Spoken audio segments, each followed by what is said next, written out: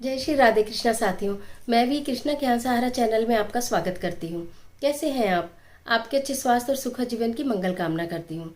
आपके और अपने इष्ट देवों को कोटि कोटि नमन करते हुए, बड़ों को प्रणाम करते हुए वीडियो प्रारंभ करते हैं। साथियों, गणगौर पूजा कितनी महत्वपूर्ण है सुहागन स्त्रियों के लिए। गणगौर पूजा, माँ गौरा को भगवान शिव ने अखंड सौभाग्य का वरदान दिया था और माँ गौरा ने सभी सुहागन स्त्रियों को अखंड सौभाग्य का वरदान इस दिन देने का निश्चय किया। जो भी स्त्रियां पूरे श्रद्धा भाव भक्ति से माँ गौरा की पूजा आराधना करती हैं, व्रत करती हैं, उपवास करती हैं, उनके सुहाग को माँ अमर करती हैं। अखंड सौभाग्य का, सुख समृद्धि का वरदान माँ उनको देती हैं और इस व्रत को कुंवारी कन्याएं यदि करती हैं तो उन्हें मनवांछित वर की प्राप्ति होती है।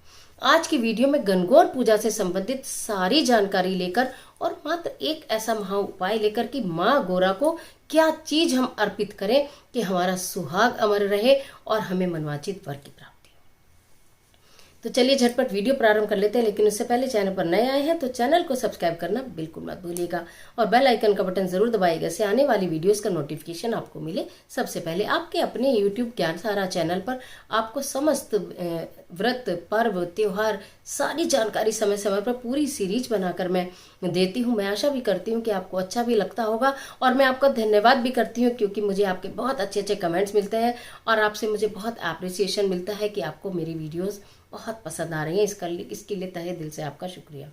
अब बात कर रहे हैं गणगौर पूजा की, जो कि 15 अप्रैल, और सबसे अच्छी बात यह कि इस बार गणगौर पूजा शुभ नवरात्रों में आ रही है। 15 अप्रैल दिन बृहस्पतिवार में गणगौर पूजा है। उस दिन सुहागन स्त्रियां व्रत रखेंगी। इस व्रत को सुहागन स्त्रियां भी रखती हैं, कुंवारी कन्याएं भी रखती हैं। माँ गौरा की पूजा अर्चना और आराधना की जाती है। इस दिन किस प्रकार हमें पूरे दिन को अपने व्यतीत करना है, किस प्रकार पूजन करना है, क्या चीज माँ गौरा को चढ़ाकर हमें अखंड सुहाग मांगना है, वो इस वीडियो में मैं आपको बताने जा रही हूँ। ये मूलतः तो राजस्थान में तो बहुत धूमधाम से मनाया जाता है इस पर्व को, लेकिन सुहागन स्त्रियां ये तीज को सदैव ही किया करती हैं। चैत्र माह के शुक्ल पक्ष की तृतीया को सदैव ये पर्व आया करता है, गणगौर पूजा। स्त्रियां खूब सुंदर सुंदर 16 श्रृंगार करके तैयार होती हैं। माँ गौरा की स्थापना प्रारंभ में ही आप नहा धोकर लाल रंग के सुंदर वस्त्र पहनकर 16 श्रृंगार करके तैयार हो जाते हैं। चौकी बिछाकर लाल रंग का उसके ऊपर वस्त्र बिछाया जाता है। भगवान शिव और गौरा की उसके ऊपर स्थापना की जाती है। अष्टदल कमल बनाकर उसके ऊपर एक कलश रखा जाता है। कलश के अंदर गंगा जल और जल डालने के बाद सुपारी, दूब, सिक्का, हल्दी की गांठ डाली जाती है। स्वास्तिक कलश के ऊपर बनाकर आम के पत्ते उस पर लगाकर और नारियल रखा जाता है। नारियल का मुख पूर्व दिशा की ओर होना चाहिए।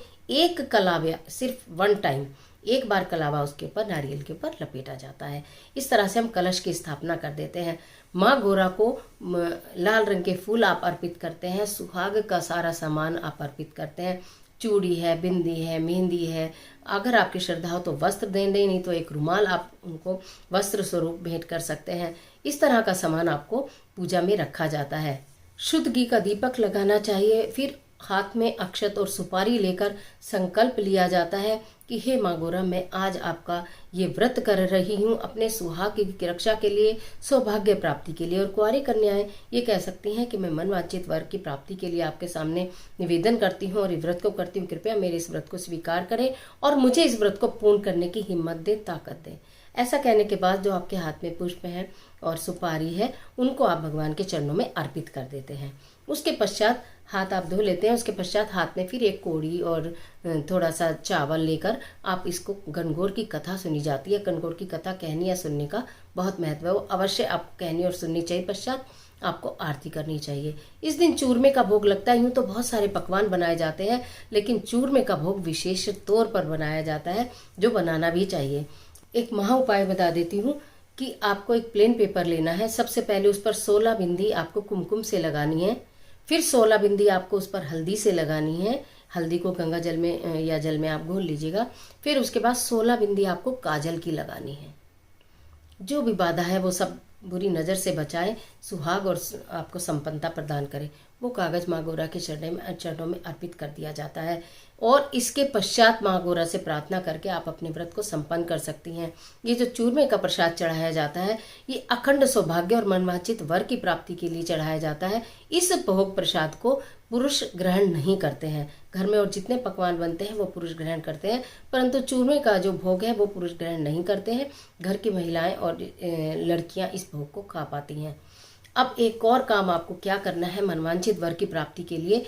आप वैसे तो 16 सुहाग की चीज़ें माँ गौरा को बहुत लोग अर्पण करते हैं। 16 सुहाग की चीज़ें ना भी आप कर पाएँ तो 16 सिंदूर की डिब्बी, 16 सिंदूर की डिब्बी आप पहले से ले आइए। ये वीडियो भी आपके पास बहुत पहले जा रही है। 15 तारीख की गणगौर, फिर मैं नवरात्रों की सीरीज शुरू करूंगी तो मैंने गणगौर पूजा को पहले ले लिया। तो आप उसमें 16 सिंदूर की आप सिंदूरदानी लेकर आ जाएगा बाजार से। माँ गौरा के समक्ष वो 16 सिंदूरदानी आप अर्पित कीजिए और मनवांछित वर के लिए प्रार्थना कीजिए। ईश्वर का हाथ जोड़िए और माँ से समक्ष मन से प्रार्थना कीजिए। पूरे श्रद्धा और विश्वास से कीजिए कि हे माँ गौरा, हे भगवती, अब मेरा कल्याण करो, मुझे अच्छा घर अच्छा वर प्राप्त हो। क्योंकि माँ गौरा ने इस दिन के लिए इतनी घोर तपस्या की थी, तब उन्हें भगवान शिव प्राप्त हुए थे। भगवान शिव ने उन्हें अखंड सौभाग्य का वरदान दिया था और माँ गौरा ने फिर यह वरदान उन स्त्रियों को दिया जो प्रेम भाव से इस कार्य को करती हैं। तो आप प्रेम भाव से पूजा करिए, माँ गौरा आपकी अवश्य सुनेंगी। ये अरदास लगाते 16 जो सिंदूरदानी है वो आपको चढ़ा देनी है। उसके पश्चात उन 16 में से एक आप अपने लिए रख लीजिएगा। 15 सिंदूरदानी जो है वो 15 सुहागनों को बांट दीजिएगा। बस 2 उपाय मैंने मेन बताए आपको करने। सारी पूजा कीजिए। और यदि आपके यहाँ पूजा नहीं होती है, आप गणगौर पूजा नहीं करते हैं, तो भी अगर आप गणगौर पूजा नहीं करते हैं तो भी 16 सिंदूरदानी आप माँ गौरा को जरूर चढ़ाइएगा, जरूर से चढ़ाइएगा। व्रत नहीं करते तो भी कोई बात नहीं। अगर आपके घर में गणगौर नहीं पूजी जाती तो भी कोई बात नहीं।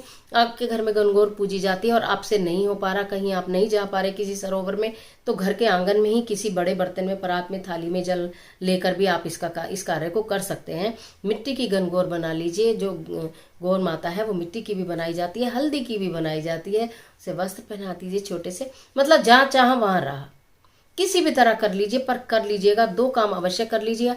एक तो वो जो 16 बिंदी लगाने वाला मैंने बताया है, 16 बिंदी लगा के कागज पर माँ को अर्पित करनी है और 16 सिंदूरदानी अर्पित करनी है। एक अपने लिए रख के 15 जो है वो आप सुहागन स्त्रियों को बांट दीजिएगा। इस प्रकार गणगौर पूजा यदि आप करते हैं, इस विधि विधान से करते हैं या जिस विधि विधान से भी आपके यहाँ होती है उस विधि विधान से आप करें, लेकिन ये महाउपाय जो मैंने बताया है इस उपाय को अवश्य कर लें। इस उपाय को कर लेने के पश्चात मैं समझती हूँ कि ईश्वर की कृपा, माँ गौरा की कृपा आपके ऊपर अवश्य बरसेगी। आपका सुहाग अमर रहेगा, कभी आपके घर में सुख आएगी, समृद्धि आएगी, संपन्नता आएगी, आपका वैवाहिक जीवन सुखमय होगा।